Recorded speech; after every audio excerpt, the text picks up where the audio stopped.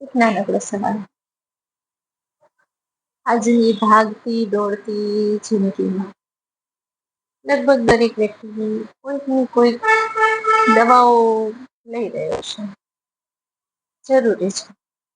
ઘણી બધી નાની મોટી બીમારીઓ છે જેના માટે દવા લેવી ફરજિયાત હોય છે.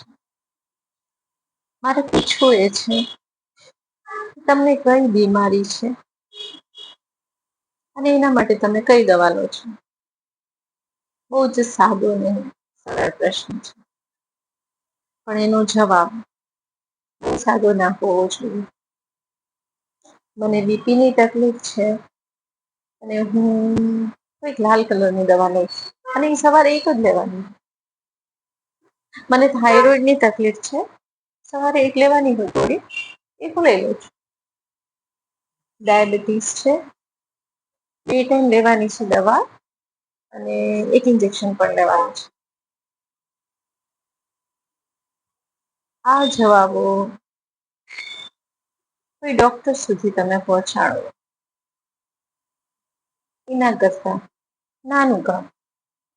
આપને શું બીમારી છે, એના માટે કઈ દવા કેટલા પાવર સાથે લો છો એ થોડું યાદ રાખી લઈએ.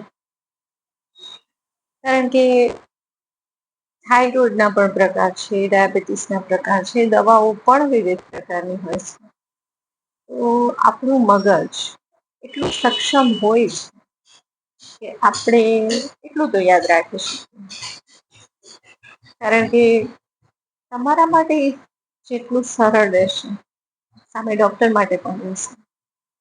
એટલે તમે કઈ દવા રેગ્યુલર લો છો એનું નામ, એનો ડોઝ, એનો પાવર, વધઘટ અને કદાચ જો થોડું વધારે આપણે મગજને જોર આપીએ તો લાસ્ટ રિપોર્ટ્સ, લેટેસ્ટ રિપોર્ટ્સ એ પણ યાદ હોય તો એ જાણકારી આપણા માટે તો અગત્યની છે.